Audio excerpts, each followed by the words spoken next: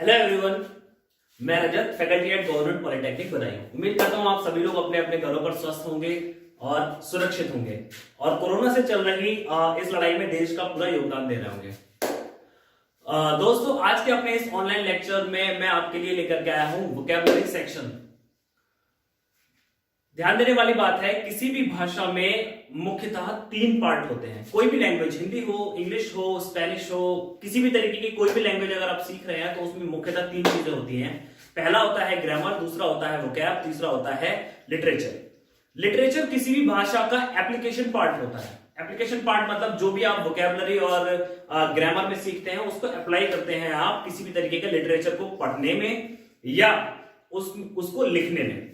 Okay, तो किसी भी भाषा के अगर बेसिक स्टेप के बारे में बात करें तो वो 2 बेसिक स्टेप होते हैं, पहला ग्रामर, दूसरा वोकैब। ग्रामर में हम उस भाषा के स्ट्रक्चर के बारे में पढ़ते हैं और वोकैबुलरी में उस भाषा में यूज होने वाले शब्दों के बारे में। जब हमारे पास पर्याप्त मात्रा में शब्दों का ज्ञान और सही मात्रा में व्याकरण का ज्ञान होता है, उसके बाद ही हम उस भाषा का इस्तेमाल लिटरेचर लिखने या लिटरेचर पढ़ने में कर सकते हैं या उसको सही तरीके से यूज करने में कर सकते हैं। तो इसी क्रम में हमारे पास 2 तरीके से मैंने इंग्लिश लैंग्वेज को पढ़ाना शुरू किया है, जिसमें पहला सेक्शन हमारा ग्रामर का है, जिसमें ऑलरेडी पहले से लेक्चर चल रहे हैं और आज वोकैबुलरी पार्ट में आज से शुरू कर रहा हूं। ठीक है, वोकैबुलरी पार्ट को पढ़ने के लिए हम किसी भी शब्द को 3 तरीके से पढ़ेंगे। सबसे पहले वो शब्द, उसका हिंदी में मतलब, उसके बाद में उसका सिनोनिम मतलब समानार्थी, और उसके बाद में उसका एंटोनिम यानी उसका विलोम शब्द।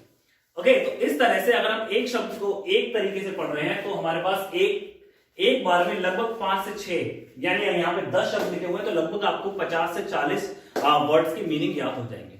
ठीक है, जिससे आपको स्मरण करने में, आपको याद रखने में, मेमोराइज रखने में बहुत ज्यादा हेल्प मिलेगी।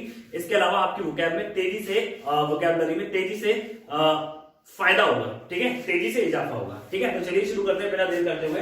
आज का पहला शब्द है वर्डिक्ट। वर्डिक्ट मतलब निर्णय। ये शब्द आपको जनरली न्यूज़पेपर्स में, मैगजीन्स में बहुत आसानी से मिल जाएगा, जहां पर भी आप किसी भी तरीके की जुडिशरी मतलब किसी भी तरीके की न्याय प्रक्रिया के बारे में अगर आप पढ़ रहे हैं तो वहां पर वर्डिक्ट शब्द का मिलना एक आम बात है। ठीक है, वर्डिक्ट का मतलब होता है निर्णय। अगर इसको आसान भाषा में समझे, इसको एक और आसान तरीके से समझे तो इसका मतलब होता है जजमेंट। ओके, तो कई बार भाषा को अट्रैक्टिव, सुंदर और सटीक बनाने के लिए हम लोग क्या करते हैं, कुछ ऐसे शब्दों का यूज करते हैं जिसके पहले से आसान शब्द मिले होते हैं, लेकिन हम उसमें फिर भी कुछ कठिन शब्दों का यूज करते हैं। तो जजमेंट की जगह कई बार आपको लिखा हुआ मिलेगा वर्डिक्ट। ओके, वर्डिक्ट का मतलब होता है निर्णय। अगर इसके समानार्थी शब्द के बारे में बात करें, यानी इसके सेम सेंस वाले अगर शब्दों को बात करें तो वो है डिसीजन।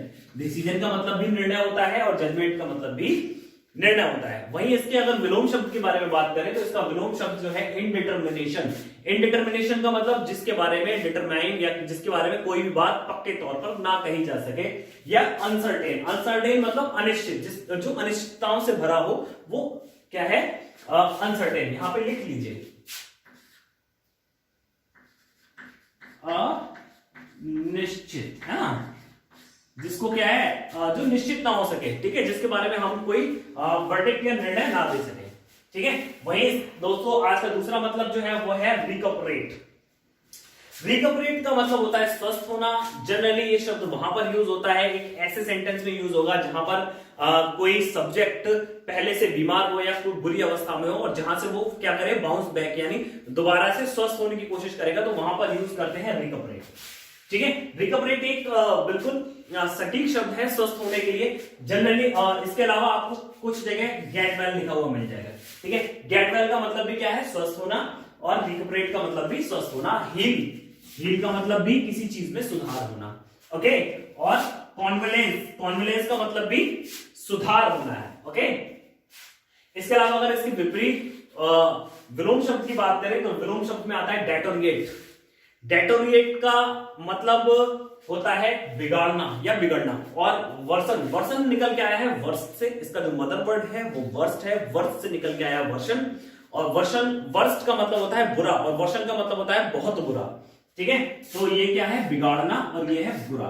ठीक है, इसके लिए एक और सटीक विलोम शब्द है और वो है सिक। SICK, है ना, सिक का मतलब होता है बीमार। ओके, तो वो भी इसका क्या है, एंटोनिम होता है। ठीक है। इसके अलावा तीसरा शब्द है एम्ड। Aimed, IMBED। एम्ड का मतलब होता है जड़ना। जड़ना मतलब किसी भी चीज पर, किसी वस्तु को दृढ़ता से माउंट कर देना, दृढ़ता से उसके ऊपर लगा देना, उसको बोलते हैं जड़ना। ठीक है। एम्ड का एक सिनोनिम के बारे में अगर बात करें तो एक सिनोनिम बनता है बुरी। ठीक है, BURY, बरी।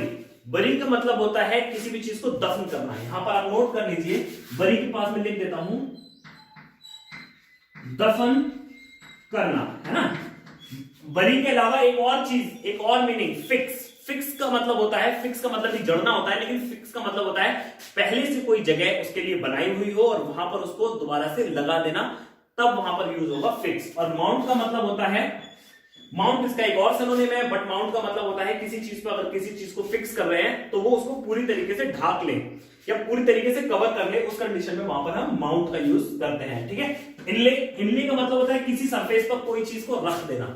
ठीक है। तो ये सारे के सारे जो है एम्ड के सिनोनिम है, बरी, fix, mount and inlay. Okay. अगर इसके एंटोनिम की अगर हम बात करते हैं तो इसका एंटोनिम आता है इलेक्ट। इलेक्ट का मतलब होता है खींचना। फोर्सफुली किसी चीज को अगर हम खींचते हैं तो वहां पर यूज करेंगे शब्द इलेक्ट। विड्रॉ, विड्रॉ का मतलब होता है निकालना, उसका मतलब भी खींचना। इलेक्ट और विड्रॉ में अगर हम अंतर की बात करें तो ध्यान रखिए, दोनों ही शब्दों का मतलब खींचना होता है। इलेक्ट का मतलब होता है ज्यादा पावर से खींचना, विड्रॉ का मतलब होता है जेंटली किसी चीज को बाहर निकालना। ओके। अगर तीसरे शब्द की बात करें जो यहां पर लिखा हुआ है स्क्वीज। स्क्वीज का मतलब होता है बच्चों ऐंठना। ठीक है। स्क्वीज का जो मतलब है वो यहां पर आप लिख लीजिए, ऐंठना। ओके। किसी चीज को हम लोग पकड़कर जबरदस्ती ऐंठ दें, ऐंठ करके निकाल दे या उसको जबरदस्ती फोर्सफुली ऐंठ दे तो वहां पर यूज होता है स्क्वीज। ठीक है। यहां पे एरो बना करके मैंने लिख दिया है। ओके। स्क्वीज के बाद में तो ये इसके क्या हो गए, एंटोनिम्स हो गए। अब बात करते हैं एक नया शब्द जिसका नाम है प्ले। ठीक है। प्ले का मतलब होता है अनस्टेबल, लगातार घूमने वाला, जिसकी कोई स्थिति डिसाइड ना हो। ओके। जिसके बारे में हम पहले से ये अंदाजा ना लगा सके कि वो कहां, उसकी स्थिति क्या होगी, उसको बोलते हैं प्ले। ठीक है। इसका अगर सिनोनिम निकालें तो वो है अनस्टेबल। ठीक है, जो स्टेबल ना हो। और इसका एंटोनिम की अगर बात करें तो जब कोई चीज पहले से घूम रही है तो उसका उल्टा क्या होगा, फिक्स होना, यानी फ्रीज, एक जगह पर स्थित होना, और स्टेबल। ओके। स्टेबल और फ्रीज इसके क्या हो गए, एंटोनिम हो गए। अगले शब्द की अगर बात करें तो अगला शब्द है बियर विथ। बियर विथ का मतलब बर्दाश्त करना। बियर विथ का मतलब बर्दाश्त करना, ये एक वर्ड नहीं है, ये एक फ्रेज है। ठीक है। बियर के साथ में अगर विथ का यूज हो रहा है तो आप समझ लीजिए उसका मतलब क्या हो गया, बर्दाश्त करना। वैसे बियर का मतलब पहनना या धारण करना होता है, लेकिन अगर बियर के साथ में विथ लगा हुआ है तो उसका मतलब क्या है, ये एक वर्ड नहीं रह गया, ये एक फ्रेज बन गई। और इस फ्रेज का मतलब क्या होता है, बर्दाश्त करना। ठीक है। बेयर ऑन, बेयर ऑन का मतलब भी क्या हो गया, बर्दाश्त करना। ठीक है। अफेक्ट, अफेक्ट ये इसके सिनोनिम है बेयर ऑन, इसका मतलब भी बर्दाश्त करना। इफेक्ट का मतलब होता है बर्दाश्त करना नहीं, इससे कोई अंतर पड़ने वाला हो, जिससे कोई नकारात्मक अंतर पड़े। ठीक है, उसको बोलते हैं इफेक्ट। ठीक है। और अगर इसके सिनोनिम और एंटोनिम की बात करें, इसके उल्टे की बात करें तो कोई चीज अगर बर्दाश्त कर रहा है तो उसका उल्टा क्या होगा, एक्सेप्ट करना, है ना। बर्दाश्त करने का मतलब होता है किसी चीज को ना चाहते हुए करना, और एक्सेप्ट का मतलब उस चीज को क्या है, एक्सेप्ट कर लेना और अपनी इच्छा के अनुसार करना। तो इसको क्या बोलते हैं, स्वीकारना, है ना, स्वीकारना या स्वीकार करना। ओके। अगला आता है एड। एड का मतलब होता है मदद। आपने जनरली सुना होगा first aid, first aid kit, है ना। फर्स्ट एड का मतलब प्राथमिक मदद, प्राथमिक उपचार, है ना। तो ये एड वहीं से निकल के आया है, और एड का मतलब होता है मदद। अगर इसके सिनोनिम की बात करें तो जनरली सबको पता ही है, एड का मतलब हेल्प हो सकता है या फिर सपोर्ट हो सकता है, ये दोनों इसके सिनोनिम है। अगर एंटोनिम की बात करें तो अगर कोई किसी चीज को मदद कर रहा है, अगर उसका उल्टे की बात करें तो क्या होगा, डैमेज, है ना। डैमेज का मतलब किसी चीज को तबाह कर देना, उसको बिगाड़ देना, उसकी जो पुरानी स्टेट है उस स्टेट से उसको हटा देना। ठीक है। हर्ट एंड हार्म, हर्ट नुकसान पहुंचाना, हार्म यानी नुकसान पहुंचाना। ओके। इसके बाद में आता है, कितने हो गए, ये बियर विद हो गया, एड हो गया, है ना। अब आता है प्लॉट। बच्चे प्लॉट जो वर्ड है वो दो सेंस में यूज होता है। एक होता है साजिश के लिए, दूसरा होता है जमीन के टुकड़े के लिए। तो जमीन के टुकड़े वाला तो सबको पता है कि भाई प्लॉट माने जमीन का टुकड़ा, ठीक है। लेकिन अगर हम वैसे बात करें इसके दूसरे सेंस की, तो इसका मतलब होता है साजिश, ठीक है। प्लॉट का मतलब साजिश, ठीक है। अगर इसके एंटोनिम की बात और सिनोनिम की बात करें तो इसका सिनोनिम क्या बन के आएगा, इसका एक सिनोनिम बन के आता है कॉन्स्पिरेसी, लिखा होगा, ठीक है। कॉन्स्पिरेसी, कॉन्स्पिरेसी मतलब साजिश, ठीक है, या स्कीम, स्कीम मतलब योजना, ठीक है।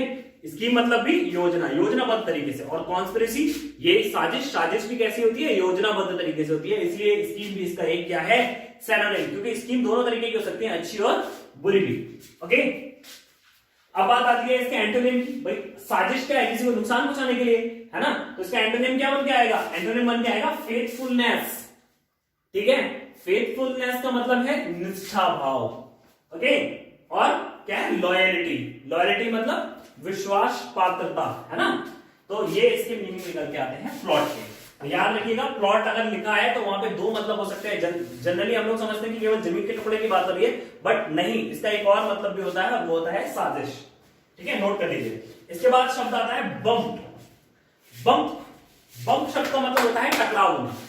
किसी दो चीज के बीच में टकराव होगा, वहां पे बम्प होता है। इसका एक बहुत अच्छा सा एग्जांपल बताता हूं। कार में लगा होता है बम्पर, और वो बम्पर इसीलिए लगाया जाता है कि अगर कार कहीं टकराए तो सबसे पहले क्या टकराएगा, बम्पर। क्यों, क्योंकि उसको इसीलिए बनाया गया है। बम्पर इसीलिए हमेशा प्लास्टिक के बनाए जाते हैं कि वो टूट के दूसरा जो है वहां से हट के दूसरा बम्पर लग जाएगा, ओके।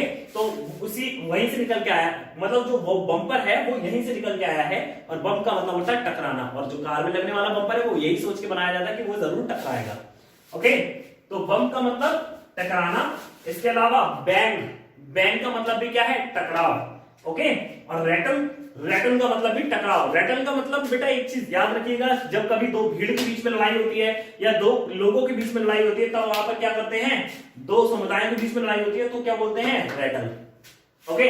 अगर इसके हम सिनोनिम की बात करें और एंटोनिम की बात करें, इसके एंटोनिम की अगर बात करें तो इसका एंटोनिम निकल के आता है प्लेकेट, ठीक है। प्लेकेट का मतलब मैं यहां पर लिख देता हूं, प्लेकेट का मतलब यहां लिख देता हूं, सांत्वना,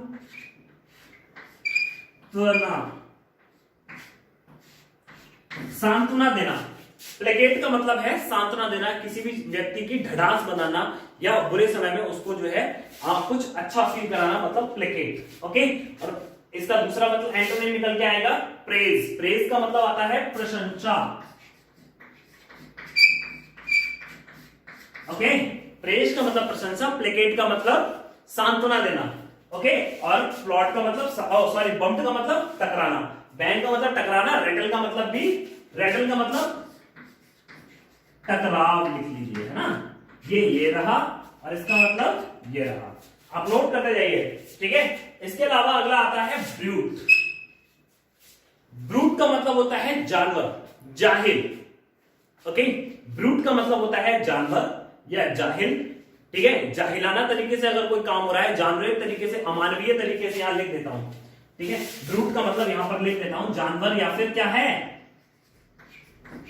अमानवीय, ओके। तो ब्रूट का मतलब जानवर या अमानवीय, अमानवीय तरीके से, ठीक है। तो ब्रूटल इसका क्या है, सिनोनिम, ठीक है। अगर इसका एंटोनिम की बात करें, इसका उल्टा, तो अगर कोई चीज जानवर तरीके से है, अमानवीय तरीके से है, तो उसका उल्टा क्या हो जाएगा, मानवीय तरीका। मानवीय मतलब जेंटल, माइल्ड, जेंटल, ठीक है।